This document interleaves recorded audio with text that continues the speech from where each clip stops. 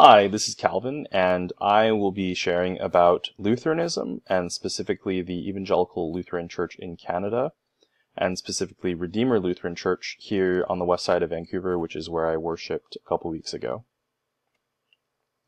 Lutheranism, or the general Lutheran tradition, traces itself back to Martin Luther and the Reformation in 1517. It's quite common among German and Scandinavian people, and they historically derived their doctrine from Scripture, the Bible, and also the Book of Concord, which contains the three ecumenical creeds, as well as the Augsburg Confession.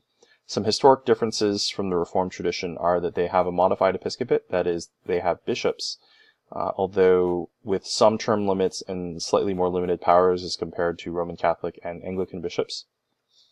There's a slightly different understanding of the real presence of Christ in the Lord's Supper, and also of justification and the Ordo Salutis.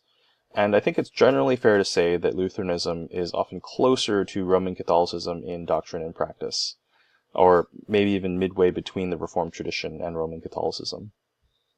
Some historic similarities are that we both tend to get our doctrine from the confessions.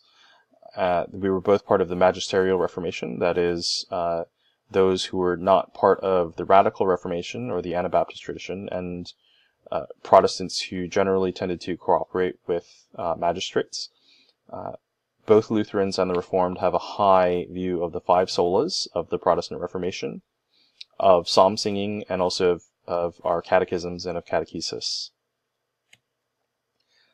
Now, the Evangelical Lutheran Church in Canada was founded in 1986 from mergers of several Canadian Lutheran groups that are quite strongly and historically related to the ELCA, the Evangelical Lutheran Church in America in the U.S. The ELCIC consisted historically mostly of German and Scandinavian post-World War II immigrants. There are some other immigrant groups, mostly ethnically Chinese groups, in Canada as well.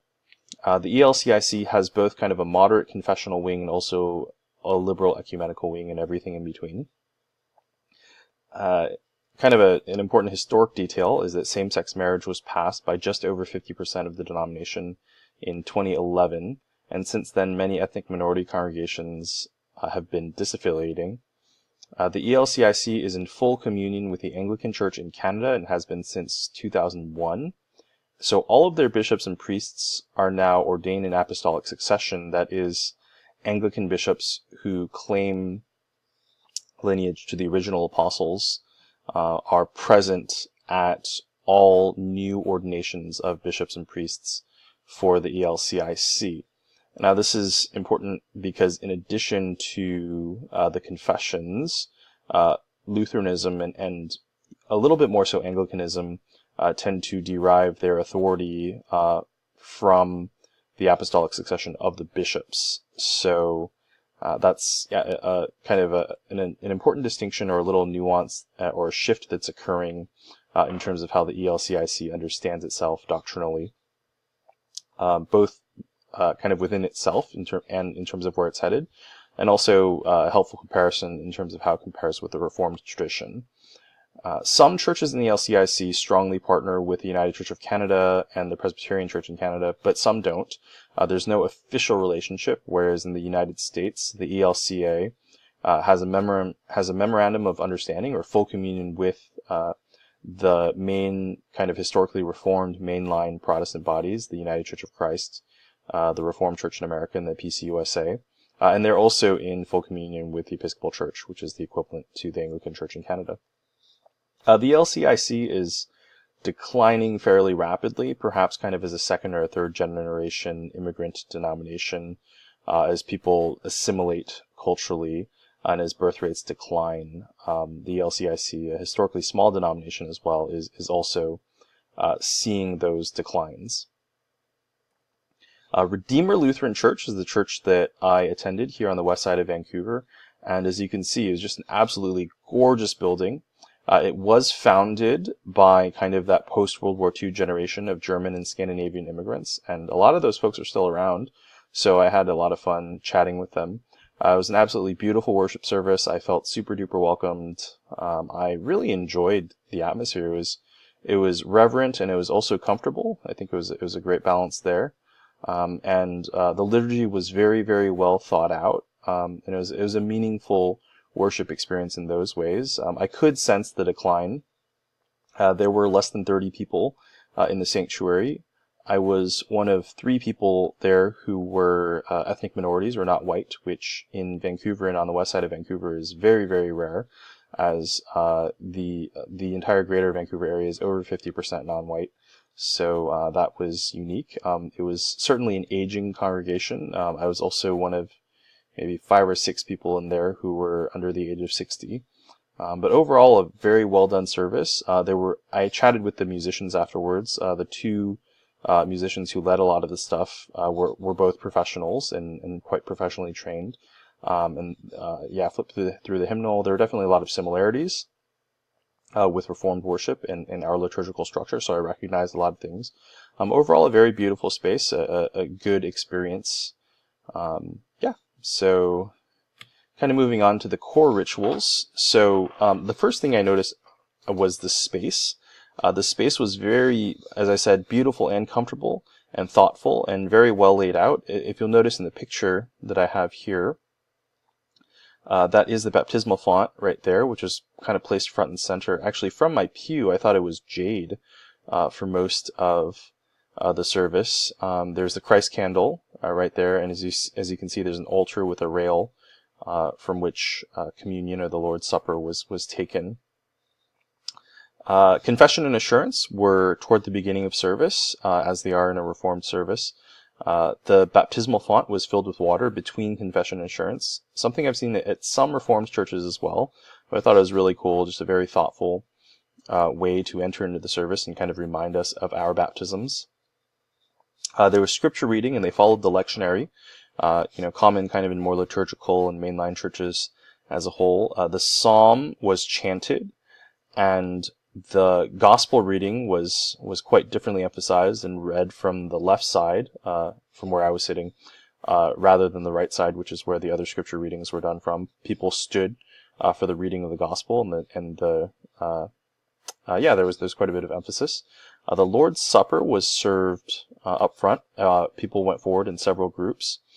There was a common chalice, but people also had the option to take their own communion cups up front and then have the wine poured into them.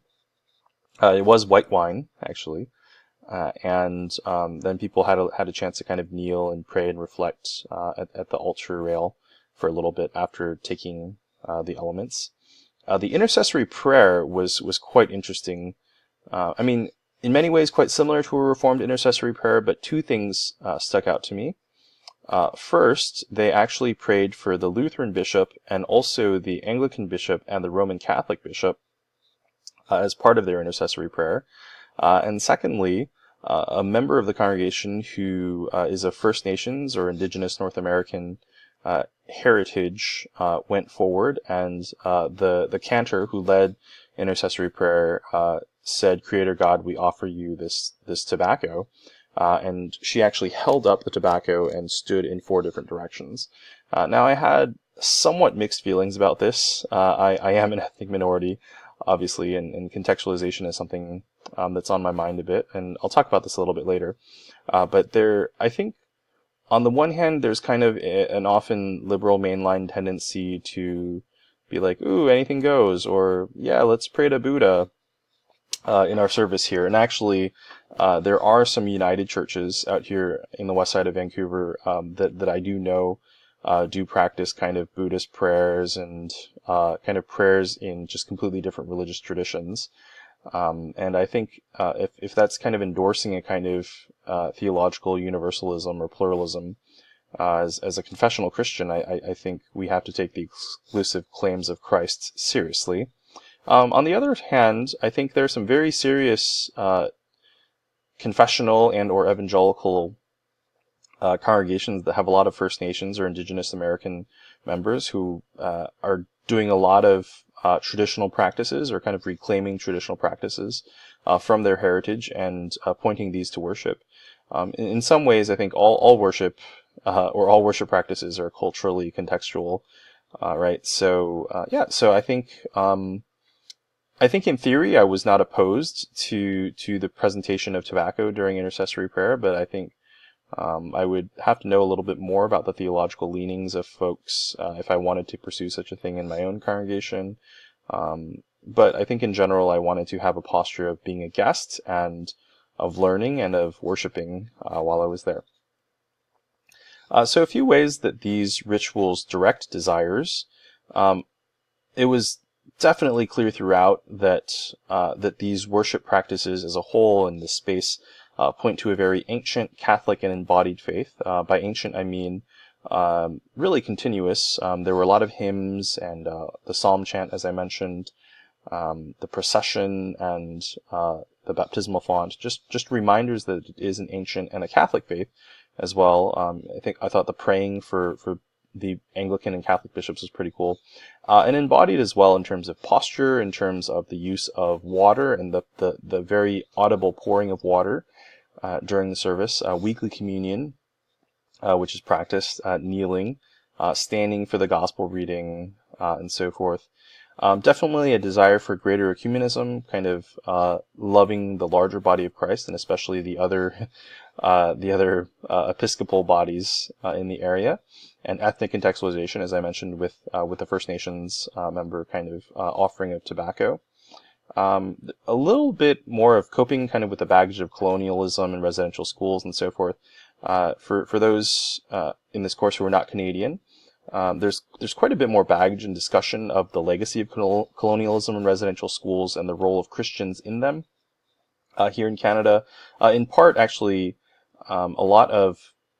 actually most residential schools were officially kind of contracted out to Christian denominations, and there's quite a little bit more historic privilege in terms of government recognition, education, and healthcare of Christianity in general, and especially Protestantism in all of Canada besides Quebec, which is historically quite Roman Catholic. So yeah, I sensed and realized there was some coping with this in the intercessory prayer and in the church as a whole. In terms of habits that I think could be adapted in my own congregation or the congregations that I have been or will be a part of, I thought the prominent place and the role of the baptismal and the procession were both very, very well done. I didn't think they were overly formal or kind of dramatic or anything like that, or foreign, or kind of high up there or distant. I thought it was done quite well and comfortably, but it was done in a way that reminded people of their faith, and it was worked very well into the liturgy. I've seen this done in some Reformed churches as well. I thought praying for other churches and church leaders was quite powerful, and I think building that into the liturgy, or even making a habit of doing that at our churches from up front, really says a lot about Christian unity. And I think a lot of our kind of spontaneously invented prayers, especially during intercessory prayer, prayers for the people, can have a quite narrow focus on our own church or on kind of on individual piety. But I think praying for other churches, other denominations, and other church leaders in the area can be quite powerful. I think more creativity and interaction in general with the Lord's Supper, as I mentioned, baptismal imagery, whether that's kind of more physical interaction. I do think kneeling is great, but I mean, we don't want to be legalistic about it, and we want to be sensitive to people who are not physically able or comfortable with kneeling, or of seekers who might not be that comfortable. And so forth. But I think kind of more creativity and more interactiveness with the supper and more reminders of baptism are certainly powerful. And finally, integration and celebration of ethnic heritage. As I said, I think I have mixed feelings about this, but overall, I thought it was a cool experience, and I was glad to be able to worship at this church, even though most folks were quite narrowly kind of German and Scandinavian heritage.